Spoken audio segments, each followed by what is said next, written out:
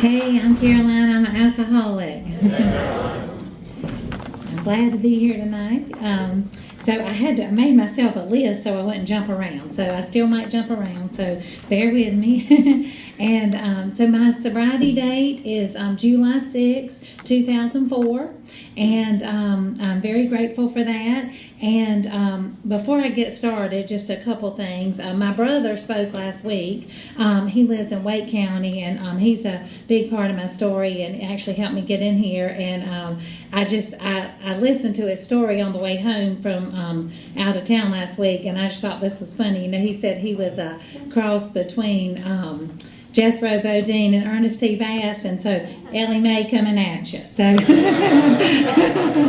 just want to throw that out there. The Early Risers group, 7:30, is my home group. I'm very grateful for that meeting. I was there when it started, and it wasn't there when I got sober, but it came really in the nick of time for me. So I'm grateful for that. I was able to make more meetings, and I have a sponsor, and she has a sponsor, and then I also wanted to, before I get started, thank. I know they're recording me tonight, but the speaker meetings on the website have really, I think I've listened to all of them for 2016 and almost all of them for 2015 because I go see my mom. She has dementia, and I'm very grateful that I can go see her once a week, and I listen to them in the car, and they really help me. And so if you don't know how to do that or don't use that as a tool, I would recommend it. And so it's like your own private little meeting because you're in the car with that person, so it's good. So anyway, here's my story. When the first time I spoke was in that room over there, and back then you could, it was the ladies group, so you could speak at I think I was 6 months sober, so I definitely had a lot to learn, and I want to start with saying I never want to graduate from this program. I want to learn every day, and I also want to be teachable every day, and I don't ever want to think that I got this because I thought I had alcohol and it turned on me, and so I don't ever want to do that. So when I first spoke over there, I still felt like, I was 6 months sober, I still felt like I had to tell everybody what I had done, where I had gone to school, what businesses I had, what I had accomplished. But the truth is, I'm a little southern girl from Wake County who made a mess of her life and found hope in this program. So here's my story. So my childhood, actually had I had a good childhood. I'm the baby of 7. That might have something to do with it. And, I kind of milk that for everything it's worth. Now, let me just tell you, I still do. But in a good way. But I had a really good childhood. My parents were married 53 years. I think I am going to sit on this thing, though. But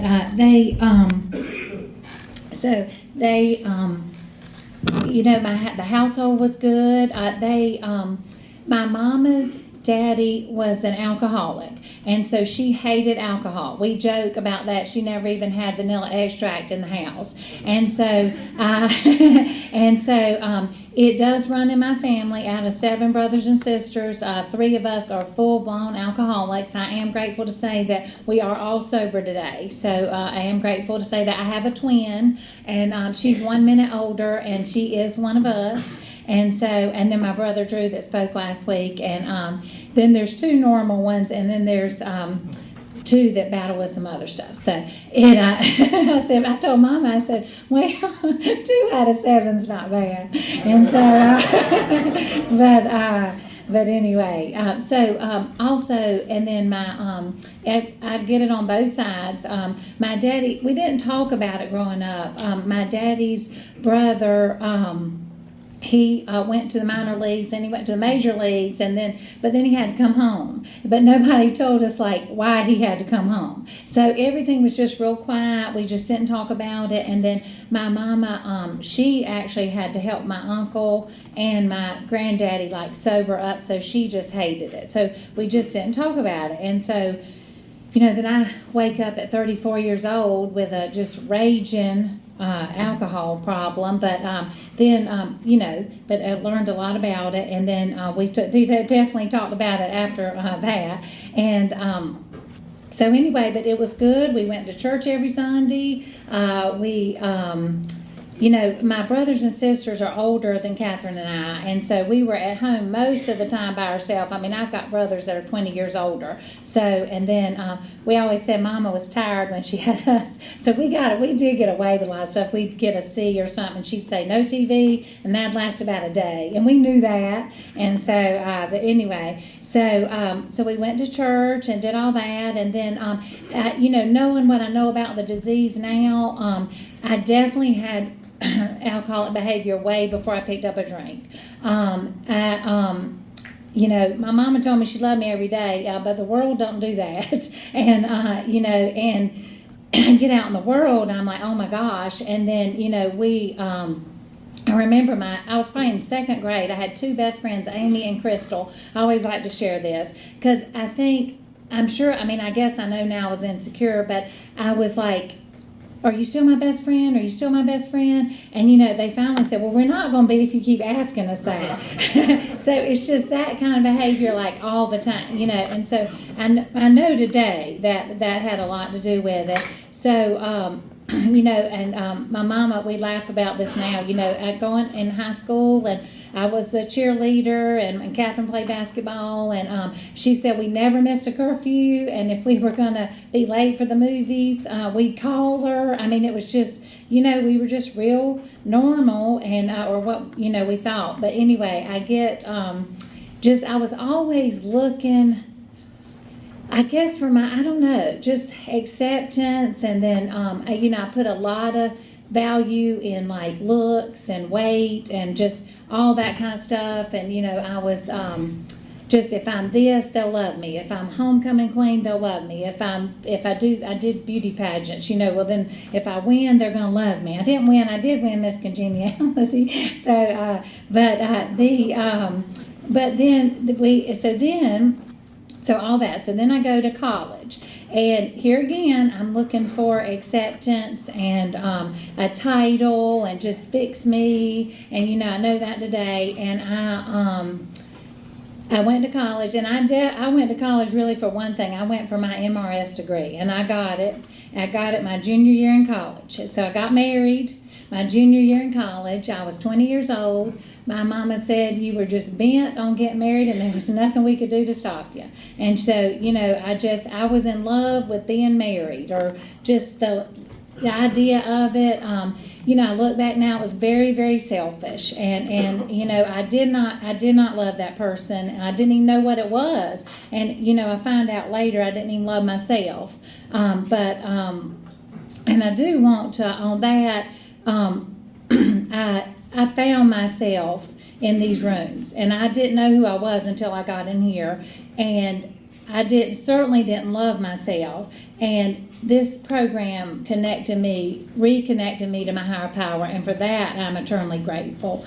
And so all this, and then of course after 5 years of marriage, 25 years old, I get a divorce, and for very selfish reasons, and life's got a way of bringing that stuff up a little bit sometimes. And anyway, anybody got any bowling balls in sobriety? I'm talking about those ones that come and knock you off under your feet. Well, I've had some of those this year, and I didn't have to drink over them. And they definitely had to revisit my 4-step a little bit. But I left for very, very selfish reasons, and I didn't care who I hurt. I left with the clothes on my back, and I came down here. And that's how I got down here, and I didn't care, you know.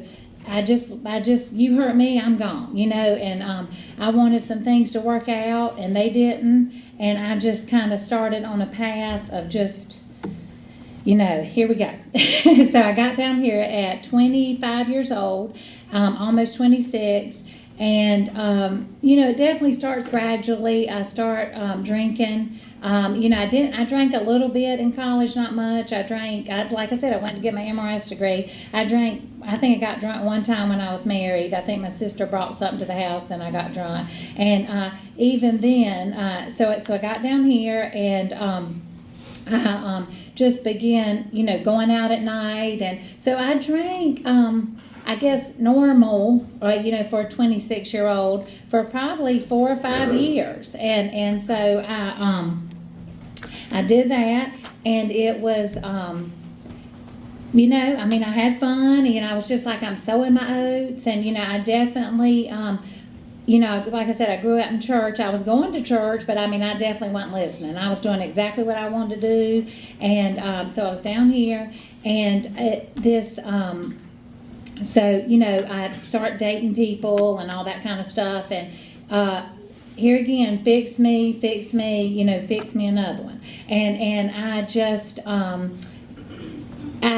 learned that I use people, and I didn't realize I was using them, but I used people way before I used alcohol. And then I just started, I didn't care. And I just was whatever for me was good, whatever worked for me. And then, I learned how to, I thought I was nice and sweet, and I smiled, but I was maneuvering it, just like it says in the book, the players and stuff. I was fixing it just like I wanted to.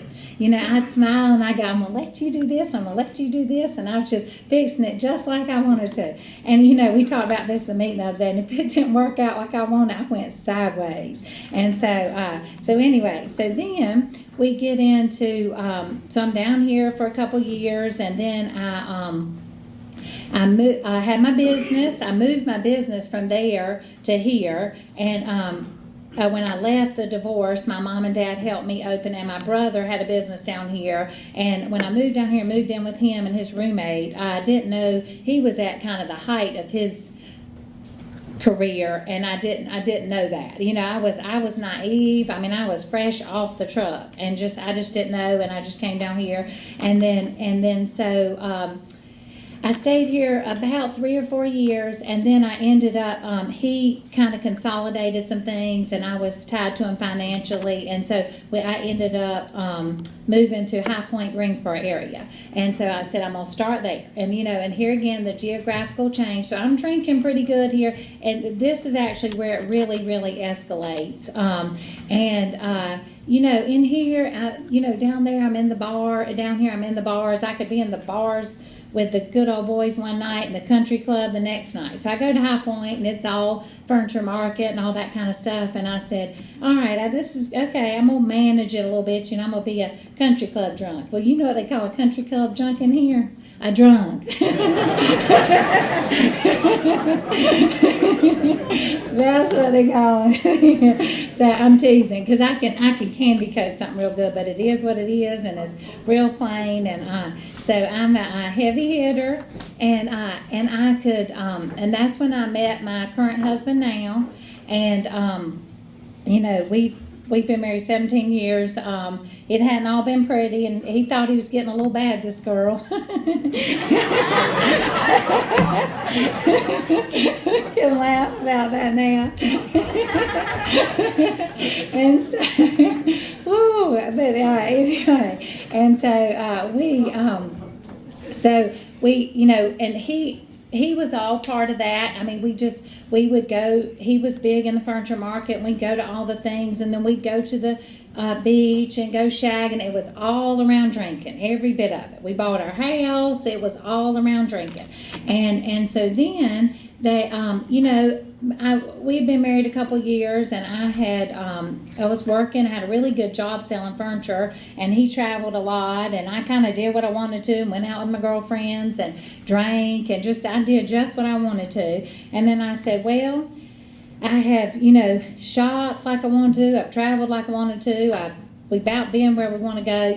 Let's have a baby. So we decided to have a baby. And I am grateful for that. I will tell you that. And so I was 31 when I got pregnant. And I will tell you, I am grateful for this too.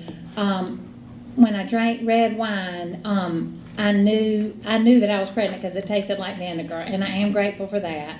I couldn't even drink coffee. I was really sick.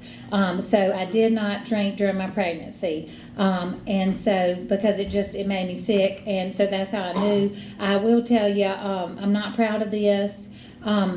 and this is kind of where it escalates some. I'm not proud of this. After I had him, I couldn't wait until, I stopped having to feed him and stuff. That's bad, because so that I could drink. And that's selfish, and that's bad. And I was like, I can't wait till this is over and I'll have to do this and I can just drink. Well, when I believe all that stuff, and I tested it one more time, but I believe all that stuff when they say it lays dormant, it picks up where it left off. And even let me just tell you, it was on after that. And I did have postpartum depression. I did not know it. I went a year and a half untreated, but I was treating myself. And I was definitely treating myself. But I do believe that it was off to the races. And he never went without a bottle or a diaper, and I'm not proud of this, but I didn't bond with him like I should have and could have, at the beginning. I still get teared up a little bit about that, but I can do something about that today. And so and then I made little things I want to make sure, and so we're just it was back and forth, and then I would start and stop, and I'd say, I'd get drunk at a Christmas party, and I'd say, okay, I'm going to stop, and then I'd stop for 2 weeks, and then, but it still wasn't just insane then, and, then I was hiding it, my husband was starting to just think, I was hiding it from him, and he drank. They say that in one of those little books out there, you're hiding it from people that drank. And then, all that, and I've got this job. Well, after, I'm just like, well, this job is just too much with a baby.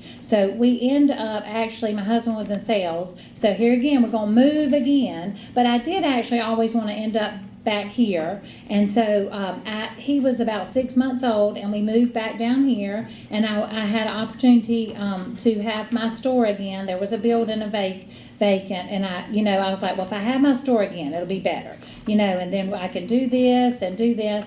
Well, when I got down here, we vacationed here. So I decided every day was going to be a vacation. So I had my store. I didn't get drug tested. They drug tested me at the furniture place. I didn't get drug tested. So I was like, I'm just going to drink. So I drank every single day. And I would, this is crazy because if you got a little bit of time, we all just have one day. But when I was going over it this afternoon, it just all really starts coming back, especially since I'm coming up on anniversary. But I drank every single day. I think I remember one day out of that whole year I didn't drink, and I think it's because I was driving somewhere with him. But and I remember this. We still had our house in High Point, and I stayed with my sister a couple nights a week, and I was driving back and forth, and I'd spend the night with her a little bit. But I would actually plan everything around him and plan my drinking around him. I would drop him off at the nanny, or my mother-in-law lived in Ashboro. Some days I'd drop him off there, and I would fix my drink in 7:30 in the morning before I left High Point, and I would drop him off in Ashboro, like 8:30. And then I would I'd drink in the car in the morning, just and so I'd have it ready. So I was already planning it, and then I'd get down here and I'd be like, well, I'm going to cut it off at 2:00, and then I can, I'd cut it off, and then because then by 5 I'll be okay to drive back and pick him up. And so that went for a little while, and then we eventually got a house here, and so I would just actually drop him off at the nanny's here, and I remember that distinctly. She had a cul-de-sac, and I couldn't wait. I'd drop him off, and I would go around the cul-de-sac, and by then I was drinking straight liquor. I'd have at 7:30 in the morning.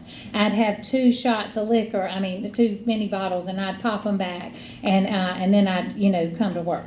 And so, and then I'm sure I'd drink at lunch and everything there. And, I want to say this, when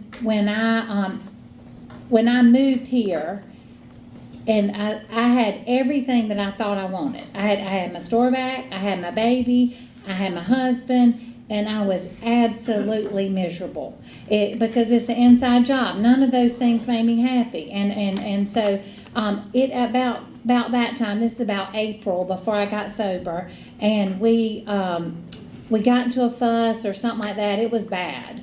And it was, and I threw some stuff, and I remember I cut myself by acting on purpose, but I didn't care. And I blacked out, and I threw a wine glass at the mirror, and I don't know, it was bad. And then I think I've shared this before. I'll share this even though I'm being recorded. I cut up all his golf shirts. I was so mad at him. And I took a pocket knife and I went to the closet and I cut up all his golf shirts. So I'll share that.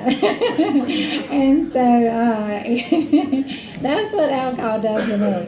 And so then, no, I know, but anyway, yeah, I did. And so then my mama comes up, and then he's mad, and he's gonna leave and take the baby, and all this kind of stuff. And then my mama comes up, and she calls my brother, and she said, do you think, he had at this time been sober 3 years, he said, do you think she has a problem? And and this is my first glimpse of the program.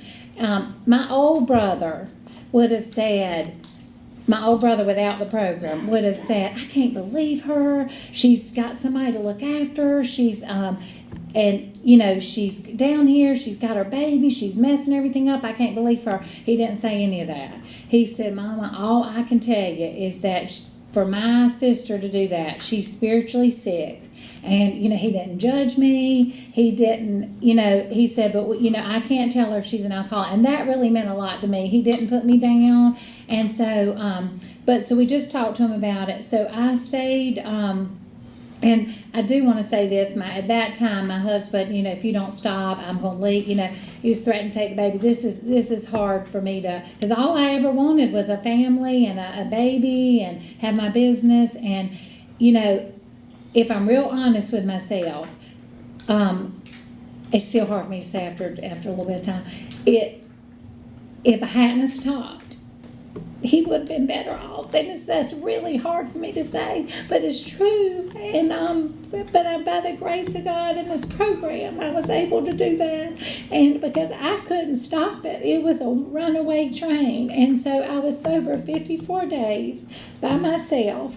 And I say that because I did not have y'all. I did not know. He was up there in Raleigh, so I didn't know about the meetings here. I white-knuckled every bit of it. I drank enough coffee to fill this room. I was edgy. And then, of course, we know what happened because I didn't have the tools. I went to a wedding, and I told him he didn't have to go, but I was mad because he didn't go, and I drank. And and so I left the wedding and then went to the reception at National. And of course, y'all know what I did. I stopped at the Fresh Market and bought stuff and drank before I went. And I remember this, during that 54 days, this song came out. And I said, if this song, because see, here I am opening the door, keeping the door open. If this song ever comes on when I drink again, I'm going to turn it up and it's going to be the best time. Well, it won't near as fun as I thought it was going to be. And so so anyway, after then, this was June 19th. So I got sober July 6th. I don't remember a lot during that time. I was blacking out really, really bad. It was just a mess and just throwing up and it was awful. So after those 54 days and I drank, I called my friend and I knew her husband had a problem and she was in Al-Anon, and I called her and I said, I think I got a problem. And she goes, well, I don't think you do, but if you think you need help, we hid it from everybody. My husband would get me out of somewhere before I made a fool of myself, and he protected me. And so we went, she said, well, if you think you got a problem, I know a name of a lady. And so it was a therapist at the hospital. And so I went and talked to her, and I went to talk to the assessment nurse. And of course, we know what I did. I didn't tell her everything. I lied about my candy code, didn't she? I'm sure she knew. And I didn't tell her how much I drank. And so she and then it was like 3 weeks before I could actually get in with the therapist. So during that time, she said, well, I know, yeah, I think you just might have postpartum depression. Go to the doctor. And, of course, the doctor sent me to a doctor who I still go to now, is great for my asthma and stuff like that. But she said, oh, you're not alcoholic. You stayed sober 54 days by yourself. And thank God I didn't listen to her. But now she did give me some medicine. And so I drank. She gave me some anxiety and depression medicine, and I drank with that, and then that took it to a whole nother level. And so here it's getting toward the end, and I remember, I think it was about a week before I got sober. I was trying to stop, and during that time, I probably put a day or two together, but I just couldn't keep it together. And then my brother. Oh, no, not my brother. My husband, he was playing golf, and so I took my little boy to Sunday school, and then I came home and started cooking, and just like I always did, and I put him in his little pack and play, and then I just started drinking. And I was like, oh my gosh, I can't stop this thing. So this is really where I believe it kind of all started.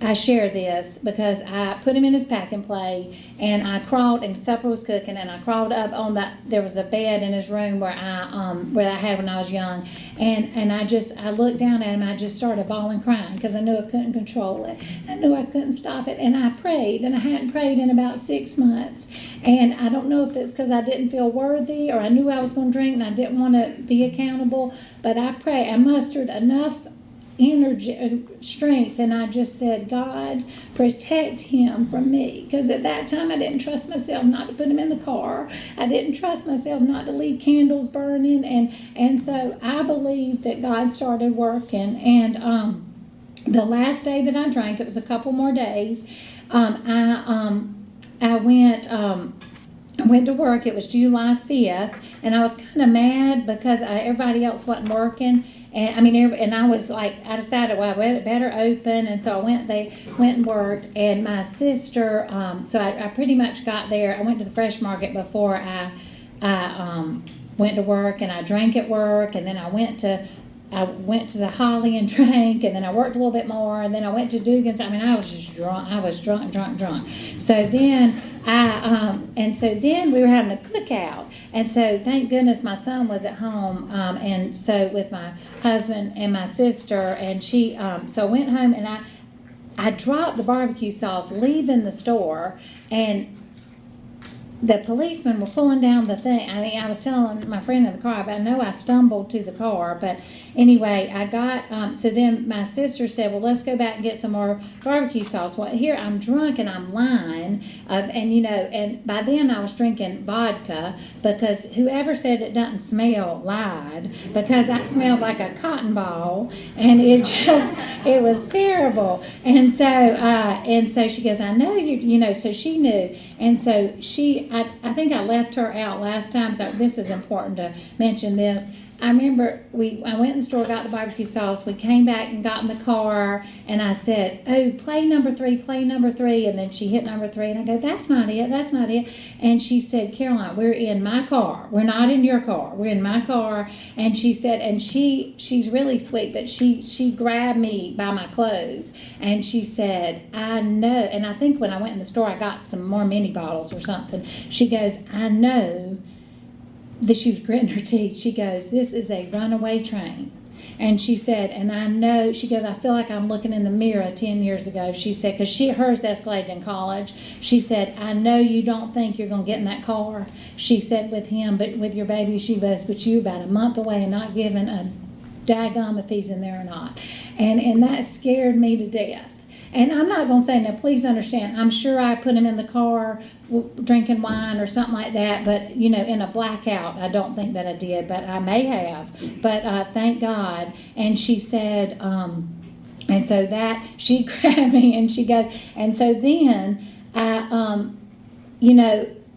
totally believe on getting sober for yourself, but evidently I didn't think enough of myself, but I did of him.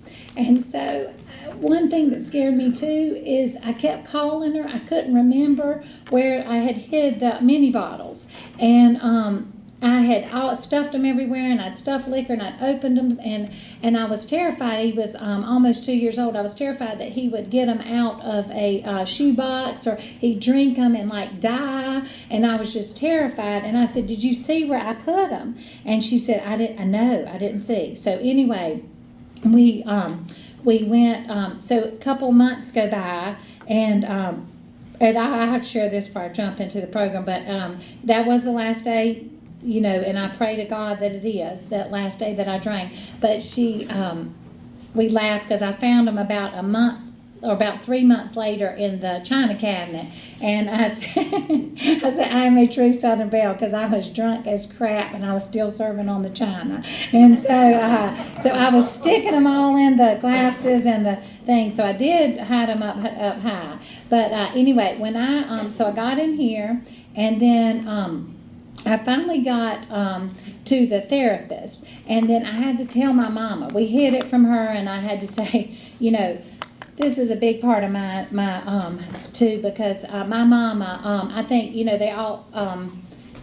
they always say we not only have a drinking problem, we have a thinking problem. And I had to say, Mama, I'm seeing a therapist. I got a problem. I've made a mess. I mean, I might lose everything. I might lose my baby. I might lose my husband. I might lose my business. But I'm going to therapy, and I'm starting going to meetings. And I really thought that she would look at me and say, "How could you?" And I really thought she would say, "I took you to church, I put you in private school, how could you?" But she said, "We're going to make it." And I am very grateful for that, because I go see her once a week. She has dementia, and I don't have to go see her. I get to go see her. So I am very grateful for that. The therapist is a big part of my story. She is in these rooms. She was 19 years sober when I came in. So she's got over 30 years now, and she invited me to the ladies' meeting. She was speaking that night. I don't think there was any coincidence that she was speaking, and she invited me. And then when I walked in those doors, somebody hugged me, and I've been here ever since. And I'm so grateful for that. And so I was going to the meetings, and then I got now I didn't get a sponsor. Here I was prideful, and about 3 months into it, because she was doing the steps with me and stuff, and she goes, "I know I'm doing the steps with you, but you've got to get a sponsor." Here again, I didn't want to ask somebody else, and I heard this one time. It says, these are just suggestions. And, it's also suggested that we wear a parachute when we jump out of an airplane, but you don't have to. So that's kind of how I feel about a sponsor. So I'm very grateful. I've had several sponsors, and the one I have now, they're all been wonderful, and just different times and seasons. And I'm very, the one, bless her heart, she, I'll go through, just kind of maintenance and whatever. And then this last year, I have just, it's been good, but I have, if she tells me I'm powerless one more time, and the last time she did about 6 months ago, I couldn't believe it. I said to myself, how could she say? And then I humbled myself, and I said, "You're absolutely right." So, and it wasn't about drinking; it was about a situation. But when I let my hands off of it and quit trying to fix it, it got better. Imagine that. And so anyway, these I know I'm trying to go through all this, but when I get in the program, I want to share this too. For about 2 years, I was going to the meetings. I was, I cut back on a lot of things. I was really just focusing on my child and my family and the program. But I still, I had that sledgehammer. I don't know if it's a Southern thing or a girl thing or whatever, but I still was beating myself up. Just, how could you be 34 years old and be a mess, and how could this happen? And, just beating myself up. And, for me, that's not good for me, because all that does is lead to another drink for me. And that's just pour me another one. And self-pity can just consume me. And so I felt like my higher power just said, you can't help anybody. free if you don't let this go. And so it was keeping me from being of maximum service. And so when I let that go, it was just amazing. And I love it when it says on page 25, there is a solution, and either no human aid could help us, and then it is a spiritual disease. And then as I go through the program, it's the, and I want to share some of this. The first time you go to a Christmas party, the next time it's easy. Or I shouldn't say easy, it's easier. So every time you go to the beach and don't drink, every time you do something and get through it, you learn, you can do it without it. And then, I have much more fun today, because I'm not worried about getting pulled. I'm not worried about anything. And so, once you get through those things, it's just a lot easier. And I remember when Vince Gill came here, I was probably about, 4 or 5 years sober. And, I remember coming to a meeting after he came, and I was so thankful that I didn't have to drink, because, a lot of my customers were there. And, I'd have to be honest with myself, I would have been that girl. Hey, and just, I might have even got up on stage, but I was grateful that I could enjoy myself. And I will say, when I go, I don't put myself a lot in those situations, but when I do have to, and I see that girl, my heart goes out. I have no judgment here. My heart goes out because I know it's all coming out of hurt and pain, and there is a solution. And I do want to share, when I started working the program, the promises. I was probably about 9 months to a year sober, and I remember my husband was traveling. I was taking my little boy to Wednesday night church, and I was listening they had just read the promises at a meeting, and some of those things had started coming true for me. And I was when we were headed to church, I was listening to some music, and I just started crying because just quarter-sized tears, because for the first time since I could remember, I had true peace and true joy, and it wasn't from a bottle. And let me tell you, I've looked in every one of them. It's not in there. I found every bit of that in these rooms, every bit of that, and so that was just the biggest blessing. And then I guess we didn't read the promises in the ladies' meeting, so I went to my friend and I said, "What was that thing you just read?" It was a lunch meeting, and she goes, "It was the promises. You had never heard the promises?" And she said, I said, "No." And so this is how this program works. They were taped to my business in a manila envelope the next day.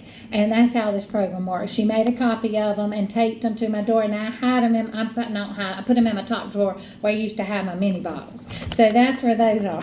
And so I've got those, the promises, and I just want to make sure I don't forget some of these things. And then, the steps, I just can't tell you enough about working the steps, and just, I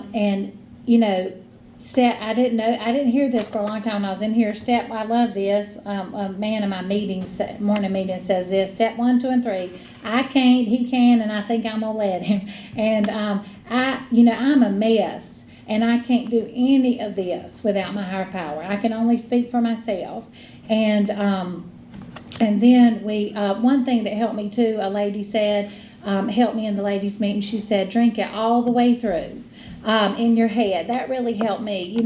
If something's going, and I even thought about it in early sobriety, she's, one might make me feel better, then I'm going to want another one, then I'm going to want another one, then I'm going to say something I shouldn't say, and then I'm going to do this, and then I'm going to want to go here, and then it's just a cycle. So that really helped me, and I am powerless, and it didn't take me too long to realize that without God, I'm powerless over everything, people, places, and things. And that one thing I want to share on that one is that I was trying to explain to my friend a little bit about alcoholism. Not that you can, but I was just trying to, because she thought her husband might be an alcoholic. And I said, well, kind of like, I can say, sometimes people say, oh, if I leave work, I'm going to, and I can go have one, and or one or two, and then I'll come to the meetings in the morning and nobody will know, and I just gotta say, that is so, I can only speak for myself, But that is so funny to me, because if I drank in the morning, by lunchtime, everybody would know. And by 4 o'clock, there'd be some reason I had to go to Myrtle Beach. And she said, that is so sad. And I said, no, that's not sad. That's step one. because I know it. I know it today. And I'm like that about everything. And so 6 and 7, I've learned a lot about those this year with my character defects keep coming up, and I'm powerless. And I just made these little bullet points that I can't even go through all the pearls that I've learned in here. And one of my greatest joys is working or probably one of my biggest blessings other than my son and my family is working with another alcoholic and seeing the lights come on and seeing and being able to identify and say, I know what you mean. I know what you're going through, and identify with that, and seeing friends come in and being able to comfort them and just say, I bet you thought you're the only one and just comfort them and just and give back. And that's one of my greatest blessings. And my life in sobriety, it hadn't, I've got a lot of peace today. I've had a lot of life. I've had a lot more life than I have had before I drank. I thought I had a lot of life. My daddy died within a year, first about a year of my sobriety date. Then my brother died 2 years later of natural causes. And then my son broke his leg in 4 places, but I didn't have to drink over it, and I didn't even think about drinking over it, and I could call somebody in this program. And 2 things I just because I'm running out of time, I just want to kind of leave is that we were talking in a meeting one day, and at a lunch meeting, and this guy said, and I just want to clarify this, just like there's a difference to me between acceptance and acknowledgement, there's also a big difference between powerlessness and powerful to me. And I'm powerless over everything without my higher power. And we were talking in a meeting, and they couldn't control this, and we can't, and we can only control what we do with it. And I say the serenity prayer a lot, and they said, I just want some power. I just want some power. And I remember riding back to work, and I remember thinking to myself, well, one day at a time, I'm closer to my higher power than I've ever been. One day at a time, I got a network of women in this program and a great network of friends that I can call at any time of the day. And one day at a time, I'm going to celebrate 13 sober birthdays with my baby. And that's powerful to me. And and it's all because of this program, and it's all because of you guys, and just surrendering, submit. I just keep hearing myself, submit yourself to this simple program. And I want to leave on this. I sat in the Baptist church on the 12th row on the left side for about 18 years, and my little gunny sack dresses, and never did I ever understand the 3rd verse of Amazing Grace like I do today. Through many dangers, toils, and snares we have already come. Was grace that brought me safe thus far, and grace will bring me home. My name's Caroline. I'm an alcoholic. Thanks for letting me share.